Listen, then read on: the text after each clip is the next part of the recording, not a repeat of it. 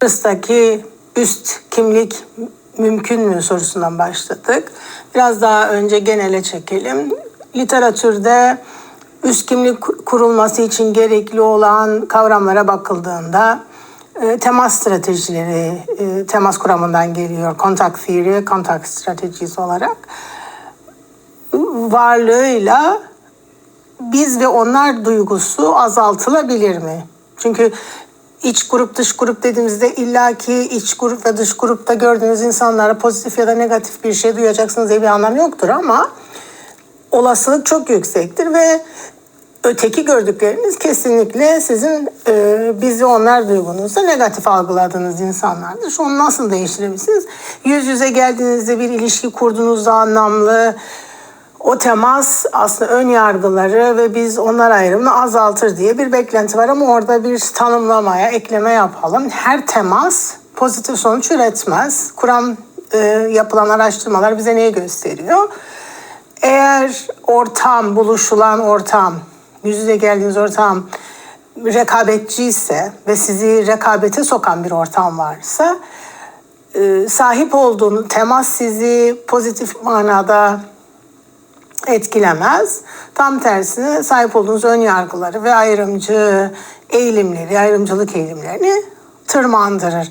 Ortam işbirliğine ve dayanışmaya yönelik bir ortamsa işte o zaman temas gerçekten çok işe yarıyor şeklinde ortaya çıkıyor bu. Şimdi temas deneyimini yaşamak için üst kimlik kurma noktasında bu iki grubunda hem yüksek statüde olan nedir o daha güçlü pozisyonda olan ve daha zayıf pozisyonda olan gruplar arasında yapısal değişimin olabilmesi için ve bu motivasyonun yükselebilmesi için, değil mi? O eşitsizlik olan noktaları kabul etmek gerekiyor. Yani sizin aslında evet biz burada daha güçlü pozisyondayız ve bu eşitsizlikler doğurabilir veya o hali hazırda doğurmuş olduğu eşitsizlikler vardır demediğiniz müddetçe üst kimlik kurabilme motivasyonunuz azalır. Yani bunu kabullenmeniz gerekiyor. O yüzden de aslında avantajlı grubun kendini sorgulayabilmesi gerekiyor bu noktada ve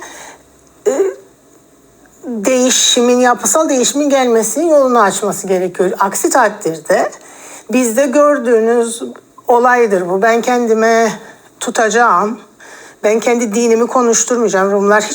Rumların dinini hiçbir zaman konuşmuyorsunuz. Yani bizim taraftaki Müslümanlığı Türkiye üzerinden eleştiriyorsunuz.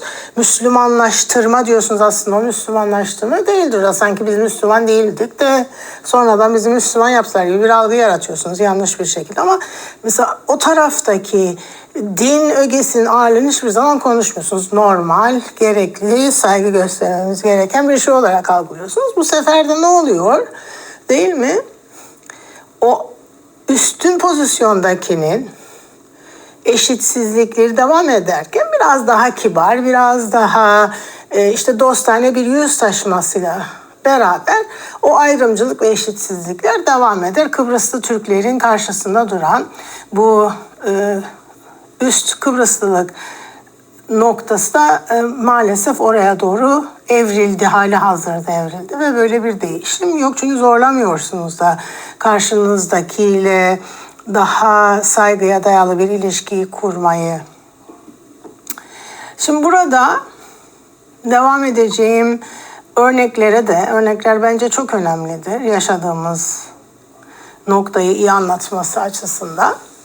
Şimdi ortak kimlik kurma noktasına demiştim ki stratejiler, değil mi? Zayıf olanı kendi hakimiyeti altına almak üzeredir üstün olanın, daha öncelikli olanın, devleti elinde tutanın bizim örneğimizde. Gene bir örnek verelim. İşte olimpiyatlarda bir tartışma yaşandı. Rum Bakan reddetti Kıbrıslı Türk çocukların, gençlerin olimpiyatlara gitmesini.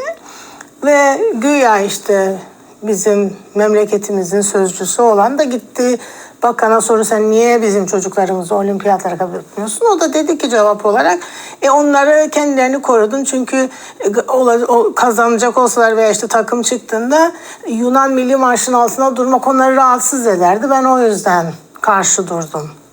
Yani yapmadım, onlara da iyilik olsun diye. O da karşılığında cevap, hayır efendim ne münasebet, tabii ki Kıbrıs bayrağının altında dururlar, o marşı da dinlerler gibi bir şey vardı, bakınız arşivlerden.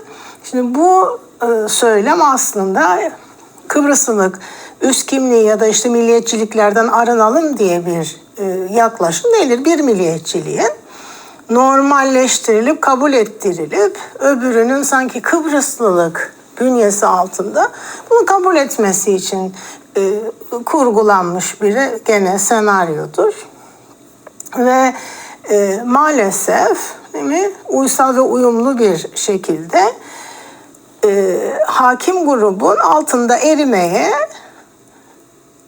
müsait, ona teşne olan bir yaklaşım sergiliyorsunuz. Çünkü sizin kendi konfor alanlarınızda bununla ilgili bir sorununuz yoksa eğer olmayabilir.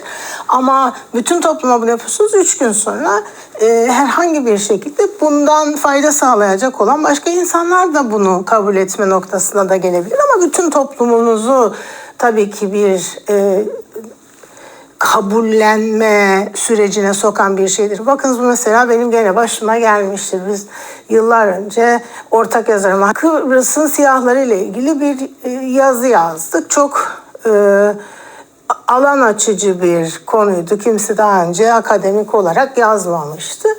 Bizi davet ettiler Rum tarafından bir grup, genç güya. Ve bizimle konuştular işte böyle uzun uzun, bana bir sürü sorular sordular. Orada aslında bir ilk anlamadım ama yani bu soruların cevaplarını konuyu gerçekten konuştuğumuz gün vereceğiz filan dedim. Ondan sonra bize işte konuşmanın başlığını değiştirelim dediler. Makalenin adını değiştirelim. Yani hatta ben değil yani ortak yazım arkadaşım. Yani niye bunun zaten halihazırda bir adı var filan. İşte değişiklik olur filan, etkileyici olur filan, bir şey demedi. Dedik tamam olur. Nihayetinde olay geldi ve bana benim çok kısa bir özgeçmiş, kendi yazdığım özgeçmişimi içinde Kuzey Kıbrıs'ta araştırma yapar yazıyordum. Bana dediler ki bunu çıkarman lazım. Kendi özgeçmişimde. Meğerse makalenin de başlığını değiştirmek istemişler. Çünkü orada da Kuzey Kıbrıs diyoruz. Kıbrıs'ın kuzeyi demiyoruz uysal bir şekilde orada. O da uysal bir şeydir. Yani coğrafik olarak politik bir dili bile kendiniz oluşturamıyorsunuz. Orada bir müdahalecilik var orada. Bakın özgeçmişimden Kuzey Kıbrıs'ı çıkar. Kıbrıs'ın kuzeyi yaz filan dediler. Yok dedim, ne münasebet, böyle bir şey olamaz. Bana diyor ki işte böyle uzlaşalım, taviz verelim. Taviz ne, ben çıkarayım. O da benim konuşmamın içinde, ben Kuzey Kıbrıs dersem bana müdahale etmesin. Lütfediyor. Yani konuşmama da bir noktadan sonra konuşmalarımıza da bir noktadan sonra müdahale edecek demektir bu. Sonuç itibariyle ben gitmedim. Ben ısrarcıyım. Ben böyle barışa inanmıyorum arkadaşlar. Öyle uysal ve evcilleşmiş bir Kıbrıslı Türk olarak barış yapılabileceğine hiçbir zaman inanmadım. İnanmayacağım. Ben niçin Kuzey Kıbrıs diyorum, onu da size söyleyeyim. Ben Kıbrıs adasının bütünüyle kabul edilen Kıbrıs adasının kuzeyinde yaşamıyorum. Yaşadığım zamanlarda. Veya gittiğimde kuzeyine gitmiyorum. Kuzey Kıbrıs diye hiç kimseye tanıttırılmayan, hapsedilmiş, Rumların aktif katılımıyla da yapılmayan bir kısıtlanmışlık var. Benim tecrübem Kıbrıs'ın kuzeyinde yaşamak değil. Benim tecrübem Kuzey Kıbrıs diye bir yerde yaşamaktır ve bunu kendi dilimde ifade etme özgürlüğüm aslında durumun ne halde olduğunu göstermek içindir. Onunla kavgalı olmalarının da sebebi odur zaten. Böyle inkarla olmaz ama burada size ne demek istiyor? Bakın, konfor alanlarının içindeyseniz sesinizi çıkarmazsınız. Olur ya, çok da büyük bir mesele değil dersiniz. Kıbrıs'ın kuzeyine dersiniz. Kuzey Kıbrıs'ta bugün siyaset yapan, kendini herkesten farklı ve bağımsız zannedenler de mesela Kıbrıs'ın kuzeyi demeden yaşayamıyorlar. Odur çünkü emir oradan çıkmıştır. Yapmak zorundasınız. Yani bizim ülkemizin hangi şekilde ifade edileceği, bir tane de başka o taraflardan ödüller alan haber etmişti bana zamanla. Ada yarısı demesine benim Birleşik Kıbrıs hayalim yıkılıyor. Vallahi sen dedim, ben de ona haber gönderdim. Senin Birleşik Kıbrıs hayalin var. Sen ikisinde birden yaşayabiliyorsun. Ben yaşayamıyorum. Benim orada çalışmak gibi bir şansım yok. Benim orada var olmak gibi bir şansım yok. Hatta kendi söylediklerimle yaşayarak dünyada yaşamakta çok fazla bir şansım yok. O yüzden bu üst Kıbrıslılık kimliğinin kenarları törpülenerek, şekillendirilerek sizin o kalıba girmeniz üzerinden olması fikriyatının bir sıkıntı yaratacağını görmemiz gerekiyor. Hep beraber görmemiz gerekiyor. Şimdi bu ne demek? Bunu bir özetlemişim burada işte size. Daha üst statüyü tutan, tanınırlığı olan grup ortak kimlik stratejisini daha çok benimser. Sadece ortak kimliklerimiz konuşalım. Farklılıklarımız sayılmaz. Onların üzerine gitmeyelim. Ya neymiş bu milliyetçilikler, bu milli kimlikler? Ama kendisi tabii ki milli kimliğini, dini kimliğini tamamen korumak üzerine hareket ediyor orada. Hiçbir şekilde kendine dokundurmuyor. Daha düşük statüdeki, zayıf pozisyondaki gruplarda aslında farklılıklarını normal şartlarda konuşurlar, konuşmayı tercih ederler. Bizim federasyoncuların bu şekilde bu yapılanlara teşne olması mesela, yani literatür dışı bir şey. Yani tabii ki gene söyleyeceğim, yani bunlar çok belli bir sayıdaki elit grup, sesleri çok çıkıyor, paraları çok, bol fonları çok. Ama gene de aslında insanın kendini koruma güdüsüyle hayır ya ne demek diyebilmesi gerekir, değil mi? Yani haysiyetli politikayı her karşılaştığınız sizin kimliğinize müdahil olan her grup için istemeniz lazım. Yani aslında Türkiye'ye karşı gösterdikleri mesela politik duruş, eğer var ise öyle bir duruş, ondan da çok emin değilim ama aynı şekilde bunda hiçbir farkı yoktur çünkü. Sizin kimliğiniz eğer Kıbrıslı Türk olarak çok ayrı bir kimlikse ve kendi kimliğinize çok hassasiyetiniz varsa, onu hiçbir şeyin altında eritmeden bir üst kimlik üzerinden, ancak onu kabul eden bir üst kimlik üzerinden hareket ederek formüle etmeyi, talep etmeniz gerekiyor. Sizin kendinizin formüle etmeniz ve buna izin vermemeniz gerekiyor. Biraz zaman diyorum yani bu